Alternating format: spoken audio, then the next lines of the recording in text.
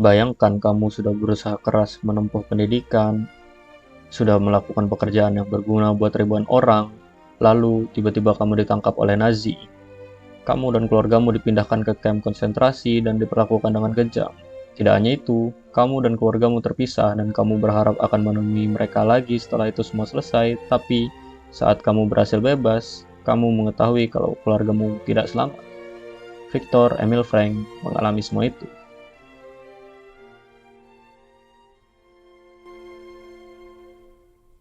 Viktor Emil Frankl adalah ahli psikoterapi yang lahir di Wina, Austria pada tahun 1905. Viktor Frankl sudah tertarik pada ilmu psikologi sejak dia SMA, dan ia menempuh pendidikan tinggi kedokteran dengan spesialis neurologi dan psikiatri. Dalam rangka kelulusannya, ia menulis artikel. Ia juga melakukan korespondensi dengan Sigmund Freud dan sempat menemuinya. Bagi yang tidak tahu siapa itu Sigmund Freud adalah tokoh psikoanalisis yang sangat terkenal pada masanya bahkan sampai sekarang. Pada tahun 1928 sampai 1942, Viktor Frankl terlibat dalam berbagai aktivitas sosial. Pada saat itu, tingginya angka kasus bunuh diri pelajar pada masa-masa pembagian nilai. Melihat hal itu, Frankl membuat proyek konseling gratis untuk pelajar di Wina dan di beberapa kota yang ada di Eropa. Ia pun juga memberikan konseling bagi banyak siswa yang mau menyelesaikan sekolah, sehingga tidak lagi terjadi kasus bunuh diri pada masa itu di kalangan remaja. Ia pun menjadi direktur bagian neurologi di Rothschild Hospital. Pada tahun 1941, Frankl menikahi Tilly Grosser. Belum genap 1 tahun usia pernikahannya, Frankl, istri, saudara-saudaranya, dan kedua orang tuanya menjadi tahanan tentara Nazi. Saat di penjara, Viktor Frankl juga mengamati rekan-rekannya saat berada di sana. Frankl bercerita seperti ini, "Saya pernah mengalami kejadian dramatis tentang hubungan erat antara hilangnya optimisme akan masa depan dengan menyerah untuk bertahan hidup. Ketika F bercerita tentang mimpinya, dia penuh harapan dan sangat optimis bahwa pembebasan akan tiba.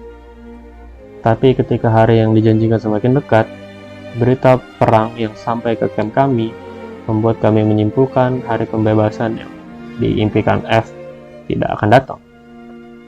Tanggal 29 Maret, F tiba-tiba jatuh sakit dan mengalami demam tinggi. Tanggal 30 Maret, di mimpinya ini merupakan hari pembebasan. Dia mengigau hebat dan kehilangan kesadaran. Lalu, esokan harinya, dia meninggal. Ketika rekannya optimis hari pembebasan akan tiba, tubuhnya merespon positif dan dia menjadi sangat sehat. Tapi ketika prediksinya meleset, dia jadi kehilangan harapan, lalu jatuh sakit dan meninggal. Terlepas dari kondisi ekstrim yang dia alami selama kurang lebih 3 tahun di kamp konsentrasi Nazi yang sangat terkenal sadis dan tidak manusiawi, semua keluarganya meninggal dunia kecuali Viktor Frankl dan saudara perempuannya. Viktor Frankl berada di penjara sampai tahun 1945 ketika tentara Amerika berhasil membebaskannya. Setelah Viktor Frankl bebas, Viktor Frankl memutuskan untuk kembali ke Wina dan mencoba untuk bangkit. Ia kemudian menulis buku yang berjudul Man's Search for Meaning, buku yang mendapat apresiasi luas dari masyarakat pada saat itu. Viktor Frankl meyakini bahwa dorongan utama manusia adalah keinginan untuk mendapatkan makna hidup. Frankl terkenal dengan idenya tentang makna sebagai motivasi dasar manusia. Dalam bukunya yang berjudul Man's Search for Meaning, Frankl mengatakan bahwa motivasi utama manusia adalah pencarian akan makna. Makna tersebut bersifat unik dan spesifik, yang berbeda dari waktu ke waktu, dan merupakan makna spesifik dalam suatu momen tertentu. Frankl mengatakan, setiap orang harus mampu menemukan makna hidupnya masing-masing. Jika makna hidup tersebut tidak ditemukan oleh seseorang, maka akan menimbulkan frustasi eksistensial. Untuk mengatasi kehampaan makna tersebut, Frankl menciptakan apa yang disebut logoterapi. Logoterapi merupakan terapi yang dianggap Frank dapat mengatasi kehampaan akan makna. Menurut Frank, logoterapi menunjukkan pada makna eksistensi manusia dan kebutuhan manusia akan makna, serta teknik-teknik terapi khusus untuk menemukan makna dalam kehidupan. Logoterapi tidak bersifat retrospektif ataupun introspektif, tapi lebih berorientasi pada makna yang harus dipenuhi di masa yang akan datang. Pada logoterapi, pasien diarahkan pada makna hidupnya dan didasarkan bahwa makna hidupnya tersebut akan berkontribusi pada upayanya dalam mengatasi masalah-masalah yang dihadapinya. Logoterapi mencoba berhubungan langsung dengan dimensi yang paling dasar dari manusia, yaitu manusia dalam melakukan self-transcendence. Menurut Frank, self-transcendence menunjukkan bahwa manusia akan mencapai kesempurnaan, termasuk kebermaknaan hidup, jika fokus pada sesuatu di luar dirinya, bukan pada dalam dirinya. Dalam upaya menemukan makna, Frank menyebutkan 3 nilai yang bisa dijadikan sebagai sumber makna bagi manusia, yaitu nilai kreatif, nilai pengalaman, dan nilai pengambilan sikap. Nilai kreatif merujuk pada nilai-nilai yang disadari melalui perbuatan atau penciptaan suatu karya tertentu. Setiap orang tentu mempunyai karya dengan kualitas dan kuantitas yang sangat beragam. Karya tersebut bisa berupa konsep perbuatan ataupun karya secara fisik.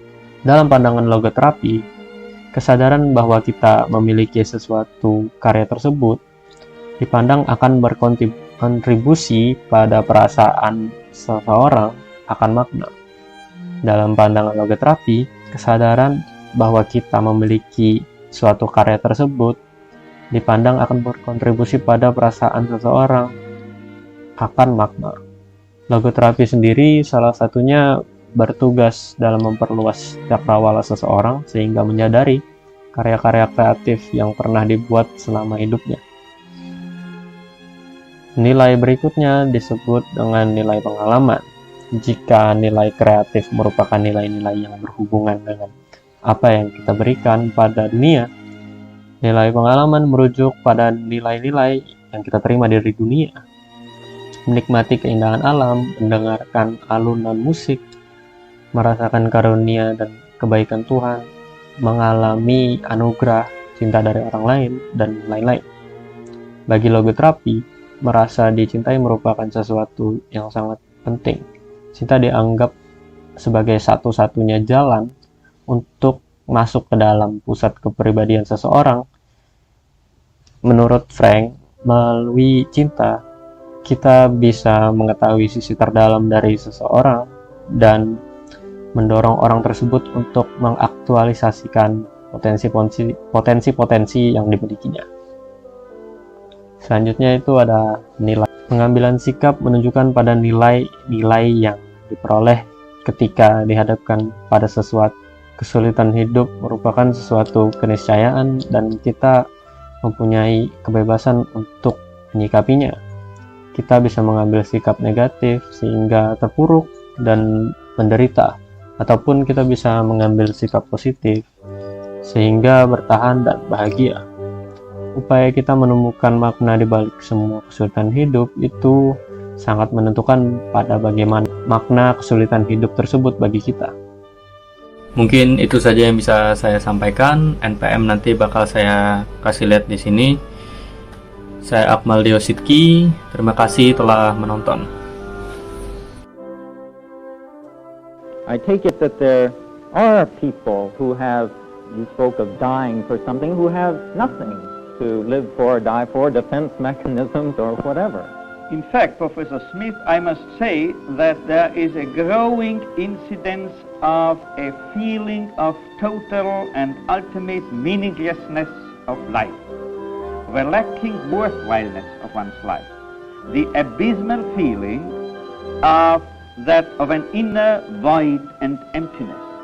And many people, above all amongst the academic youth, is caught in this crippling and tantalizing experience of that there is no meaning to human existence at all. This emptiness, this boredom, this inner void I've termed the existential vacuum, the frustration, that is to say, of that will to meaning of which I have started to speak. I'm very curious at this point. You have been a frequent visitor to our country. Do you notice any difference between students in Europe and those in the United States on precisely this point of the sense of life's emptiness and meaninglessness? Certainly. For instance, once I've improvisingly conducted a statistical inquiry and research among my students at the Medical School of Vienna University, students for whom I'm lecturing in German, that is to say, West German, Austrian, Swiss students, and so forth. And up to a percentage of 40%. 40, not 14. 40. Why? Yeah. They admitted that they knew from their own experience this dreadful, abysmal feeling of a total and ultimate meaninglessness in life. And then, and this might be still more interesting to you, then I conducted the same experiment among my American students for whom I am lecturing in English at the University of Vienna. And the percentage of those who confessed that they knew from their own experience this existential vacuum was not 40, but 81%.